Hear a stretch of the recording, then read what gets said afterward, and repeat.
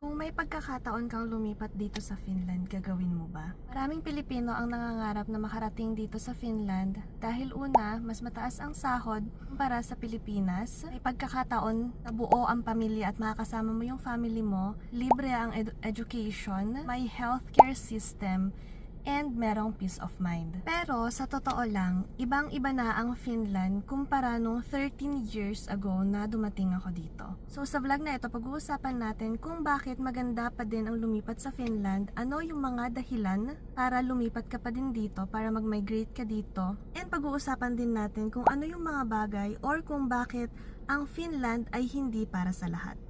Ayan, okay guys, so biglang iba yung setting natin ngayon. Nandito tayo sa may gubat, nagte-trekking, hiking, ganyan. So well, anyway, bakit nga ba madaming Pilipino ang gugustuhin lumipat dito sa Finland? So may mga reasons. Yun din siguro yung reason ko kung bakit ako andito. So una doon yung safety. Siguro nababalitaan natin na may mga war sa mga karatig bansa. Pero in general, safe kami dito sa Finland and hindi naman talaga namin nararamdaman yung war dun sa mga malalapit na bansa. So isa sa mga pinakamagandang dahilan siguro kung bakit kalilipat ng Finland is yung peace of mind. Imagine na maglalakad ka sa gabi, uuwi ka from work, hating gabi, madilim, hindi mo mafe-feel na may masamang bagay na mangyayari sa'yo. So, safe kang maglalakad sa daan, safe kang magte-take ng public transport, safe kang mag-taxi, and imagine yung safety din ng kids na yung mga elementary, mga sobrang bata. May peace of mind yung parents nila na i-let go sila pumunta ng school mag-isa, mag-travel by bus mag-isa, mag-travel by train mag-isa. So yung peace of mind din talaga.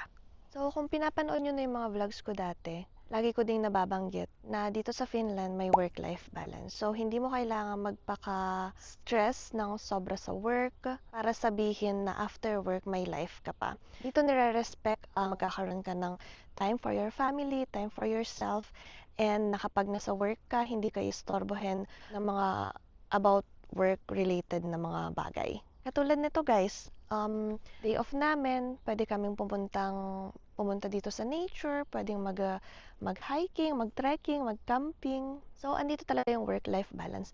And super happy ako kasi yung chance na nakapag-travel. So, madami na din tayo mga countries na na-visit, na mga napuntahan.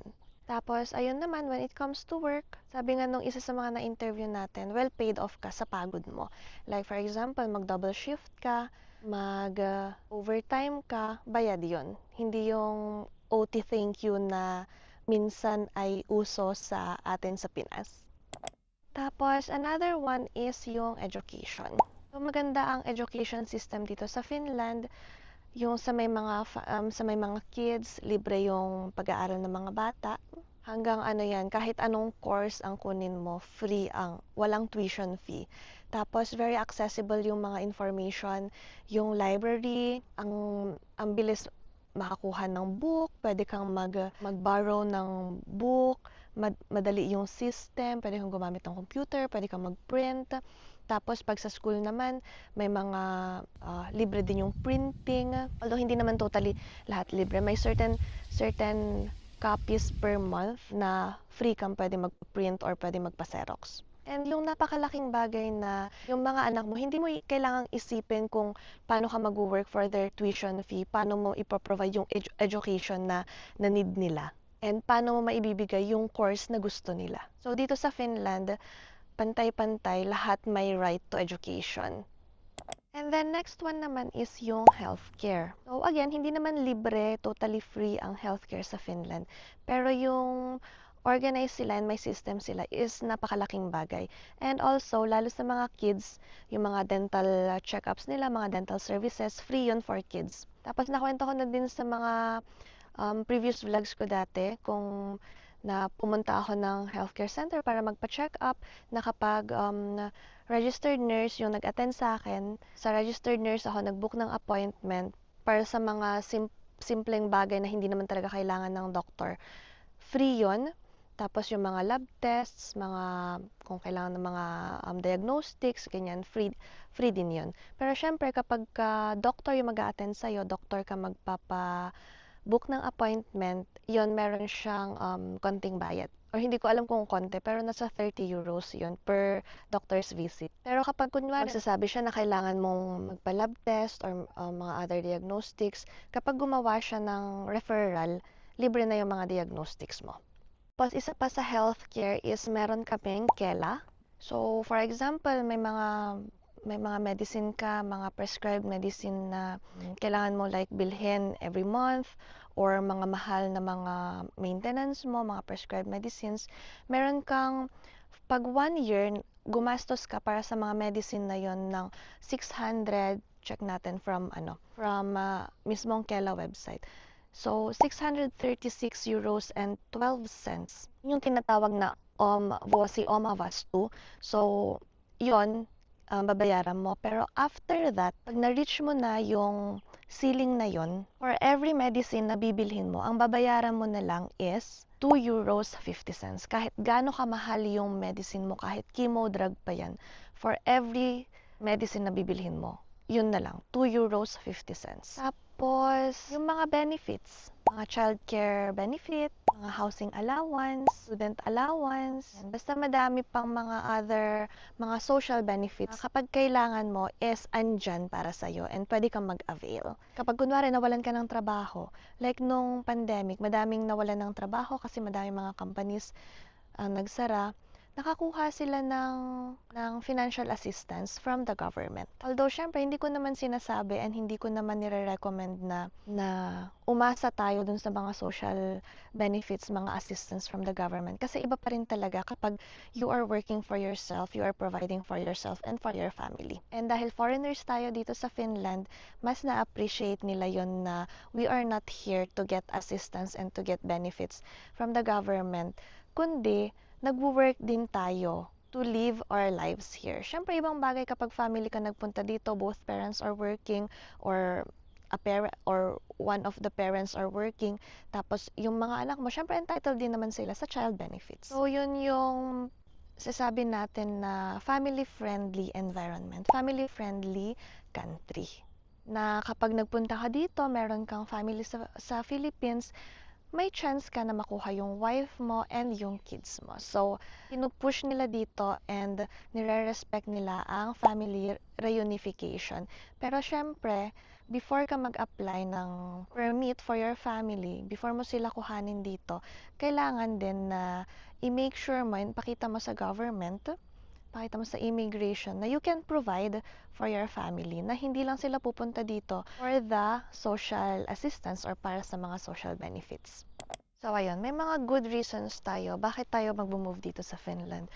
Pero syempre, reality check.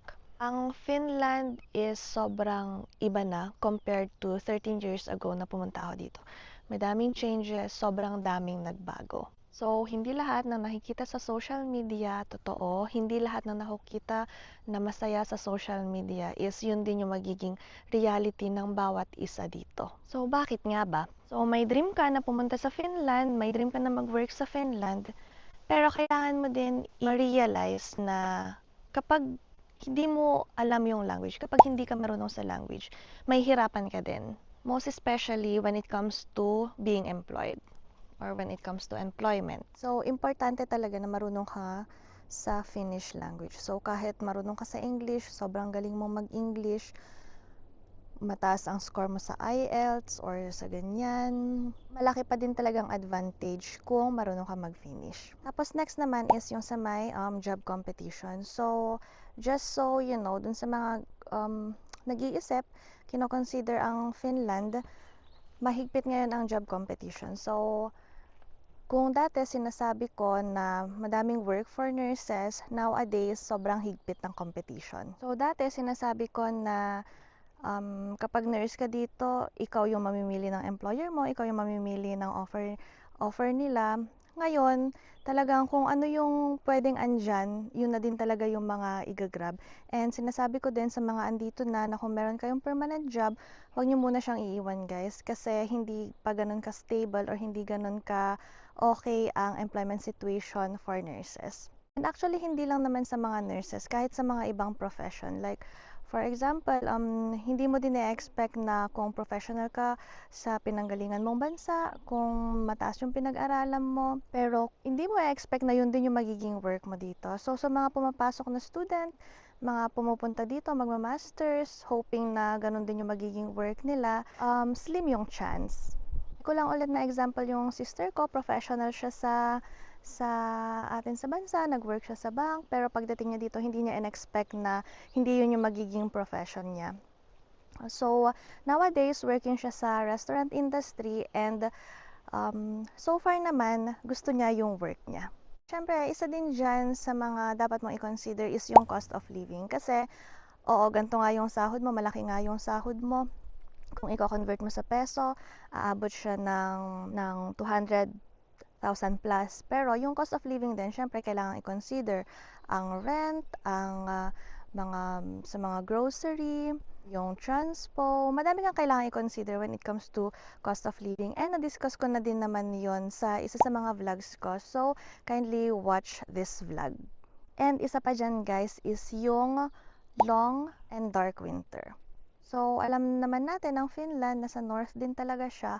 Kaya kapag winter dito, super lamig, saka matagal yung dark season. So, kung ikaw yung tao na very outgoing ka, na baka ma-depress ka kapag madilim ang paligid or kapag wala masyadong ginagawa, baka kailangan mong i-consider para sa'yo ba kaya ang Finland. Kung ikaw yung tao na ayaw mo sa malamig, baka mas gugustuhin mong i-consider yung mga countries na mas warm. Para kanino nga ba ang Finland? Para sa'yo ang Finland kung willing ka matuto ng Finnish and kung may initiative ka and talagang motivated ka to learn the language. Kasi pag alam mo yung language, as I've said before, makakapag-adjust ka dito. Para sa'yo din ang Finland kung long-term thinker ka. So, mas iniisip mo yung for your family, mas iniisip mo yung mas makakabuti for your own good, for your family, ganun. Kasi, ayun nga, kung sa mga bata lang, kung sa mga anak yung, para sa mga anak yung iisipin mo, at least yung education nila for free. So, para sa'yo din ang Finland kung family-oriented ka, na kung gusto mong makasama yung family mo, to live with them, Finland is the right country for you. Oy, pero syempre kailangan i-consider mo din kung ano yung gusto ng wife mo or ng husband mo. Consider mo din kung ano yung gusto ng kids mo, kung same ba kayo ng gusto. Para sa'yo din ang Finland kung gusto mo ng tahimik na buhay. Like eto, andito tayo sa may with nature. Ayan, ang ganda, beside the lake. Tapos imagine ang naririnig mo lang dito is yung mga ibon and walang masyadong maingay away from the city, ganyan. Para sa'yo din ang Finland kung willing ka na magsimula ulit. Kasi sabi ko nga, yung kinasanayan mong buhay sa ibang bansa or back in the Philippines, yung profession mo back in the Philippines or kung saan ka man nag-work, baka hindi kasi yon yung magiging profession mo dito. Baka lang. So, there's a chance na magagawa mo yung gusto mong profession pero may chance din na baka hindi. So, kung willing ka naman na mag-umpisa ulit, willing ka na mag-start from the bottom, so why not, di ba? Ako din naman, nung bago ako dito sa Finland, nag-start ako as practical nursing student. So, registered nurse ako sa Pinas, pero nag-start ako dito, practical nursing student.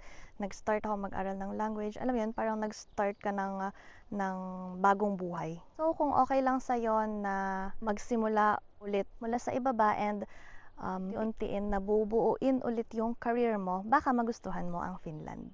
So, kanino hindi ideal ang Finland? Kung gusto mo ng mabilis na career growth, yung agad-agad, gusto mo ng maraming social activities, araw-araw, o ng mainit na panahon ng warm weather for the entire year, baka hindi ideal sa'yo ang Finland. So, my personal opinion, after living for 13 years here in Finland. Ano ko na kasi to second home ko na siya. So masasabi ko talaga na it's a very good country para tirhan, have a family with, para dito ka magkaroon ng growth. Pero syempre, hindi ito perfect. So I think maganda siya para sa mga taong ready na mag-adjust and mag-invest para sa future nila and ang family nila. Kasi syempre sa umpisa mahirap, but eventually mahahanap mo din yung stability, makapag-adjust ka din. So, kung ikaw, bibigyan ka ng opportunity, pagkakataon na mag-move sa Finland ngayong 2026, tatanggapin mo ba? And ano yung mga factor para piliin mong mag-move dito sa Finland? So, ayun lang guys for this vlog. Again, thank you for watching. Please don't forget to like this video.